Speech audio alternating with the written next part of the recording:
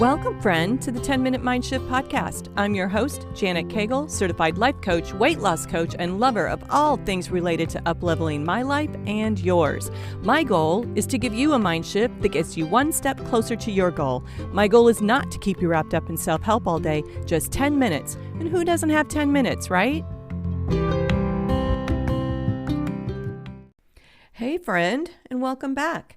This is the month of love. It is February and it's Valentine's Day.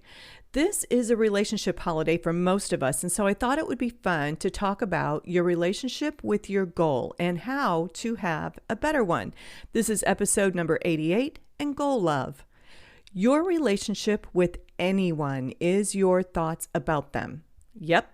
I know you think your relationship with them is what they say and do, or what you say and do, and the things that you say and do together.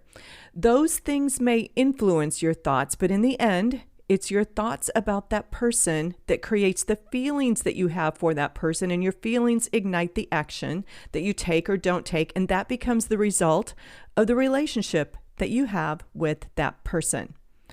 Some of you may actually have a goal that centers on attracting a person into our life or improving a relationship with our significant other, our children, even our friends, bosses, and coworkers. Let's talk about why it's important to apply some of the relationship strategies to our relationship with our goal. Here's why. When we are at odds with someone in our life, we don't look forward to seeing them. We may avoid them. We may go out of our way not to be in their company. We try not to even think about them. And sometimes when we can't stop thinking about them, we get frustrated and angry. I know I do. That's exactly what I do when I'm at odds with someone. The same thing can happen with our goals. Whether your goal is to pursue a medal, like me, or a job or a promotion, a life partner, or weight loss, the same thing can happen.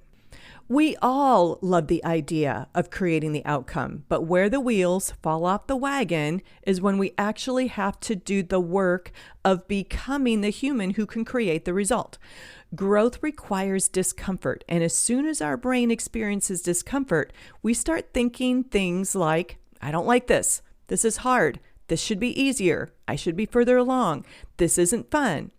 All of these thoughts have us at odds with our goal. And just like when we are at odds with a human, we don't look forward to doing the work to become the human. We put off things that we know would move the needle. We try to avoid the work. We try to stop thinking about the goal and the work involved, but we can't, and so we get frustrated and angry. We may even point fingers and blame others who are getting in the way of our goal. We blame the work required. We may even start thinking the goal is stupid anyway, so why bother? Does that sound familiar? When you think about your goal, and then you think about the work required to become the human who can create the result, what are those thoughts? What thoughts come up for you? What thoughts get in the way? What are some of the thoughts that you have about your goal that have you at odds with your goal? And some of these thoughts even actually have us putting that goal away or changing the end result that we are seeking in the long run. I put this exact question to my own brain last week, and here are some of the thoughts that I had as I'm getting ready for a show in a few weeks. Why does this have to be so hard for me? Why can't I get him going like my trainer can? I feel like I'm going to puke. I'm out of breath. I can't do this. How am I going to do an entire test like this? What is the secret to making this easier? Who's even going to care anyway? Who is going to care? One of the things that I noticed was that my brain offered me all of these thoughts in the form of a question. The other thing that I noticed is that they were all negative and meant to put me in a place of inaction versus creative action or productive action. Really notice what thoughts come up for you this week as you are working on becoming the woman or the human who loses the weight, who launches the business, who goes for the promotion. When you get down to actually hammering out the work, what comes up for you? Write down all the thoughts, because I have a strategy that will help you flip the script and change the story of the relationship with your goal.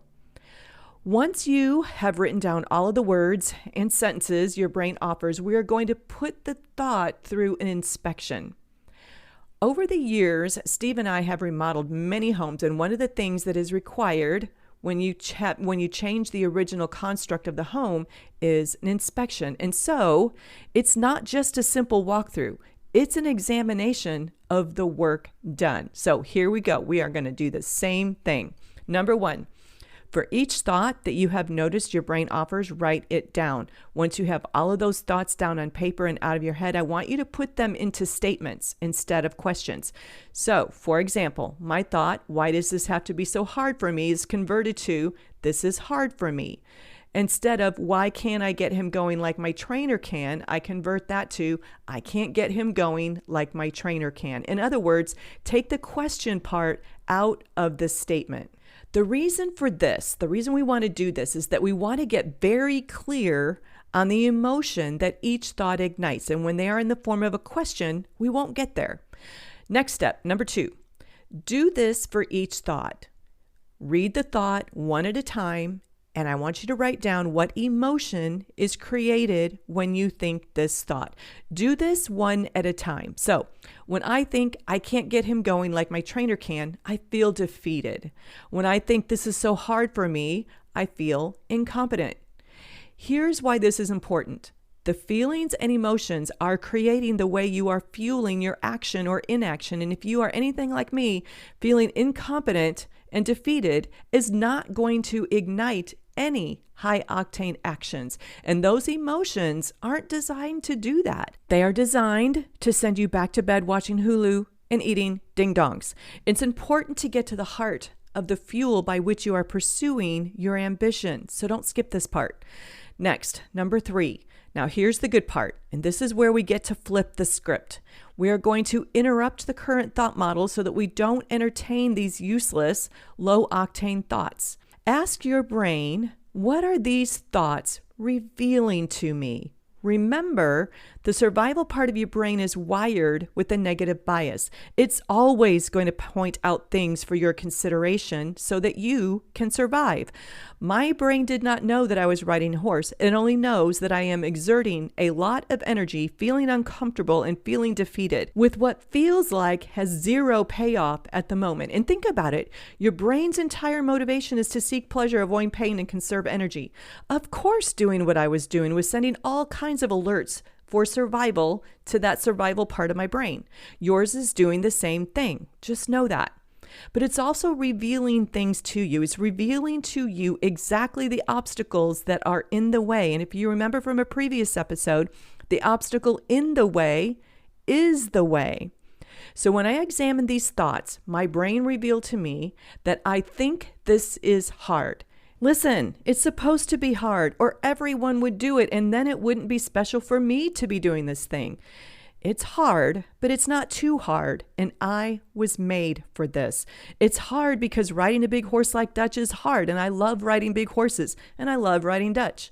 Here is more of that script. Riding Dutch is also a pleasure and a privilege. I also told my brain, so what? I can do hard things. The next thought. I don't have him going like my trainer can, but I'm learning and he is going better than ever before for me. So I know that what I'm doing is making progress. Feeling like you are going to puke is fine. Even if you do puke, so what? I am out of breath, but I can catch my breath, no problem. This is an indicator that I need to do more cardio in my workout, but it's not an indication that I can't do this. The secret to this getting easier is to do it more often. And finally, who's going to care if I do this anyway? Me. And that's enough.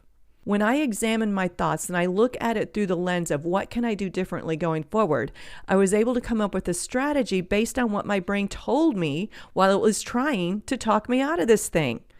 This is what it means to lean in. And so finally, the 4th step is lean in. For me, that looks like riding at the canter for 30 additional seconds each session that I ride. So each time I ride, I'm going to add on 30 seconds more. It looks like adding bursts of anaerobic activity to my workout when I do cardio. My Garmin told me that at the moment that I felt like puking, my heart rate was at 180. My heart needs to experience that more often. Do you see what I did? Instead of letting my brain talk me out of this thing, I looked at my thoughts for the answers to the questions and came up with a plan to next level my current results. Now, looking back at that ride, it doesn't feel like something that I want to avoid or ignore or get frustrated with. It actually looks like the big reveal. Do you see how important it is to focus on the goal, but it's even more important to understand the human that you must become on this journey? I must become more fit. I must up-level my stamina game, become more effective as a rider. At the end of this, I can't wait to meet the horsewoman that I created in me, the nutritionist, the fitness trainer, all of her. This same lesson can be applied to every single goal that you have. If you have had a New Year's resolution year after year after year, and you finally want to create the result, examine your relationship with that goal. Are you at odds with it? Are you ignoring the work, frustrated by the work? What have you been thinking about your goal?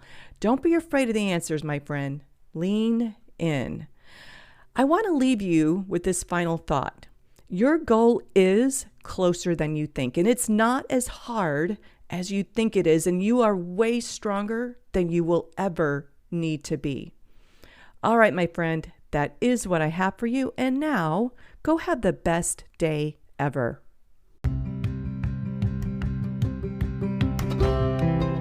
That's a wrap.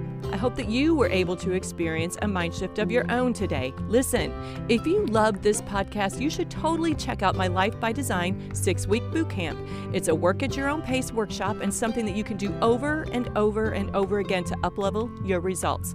If a one-on-one coaching program is more your jam, I am all in. Just shoot me an email and get ready for a transformation at the speed of life.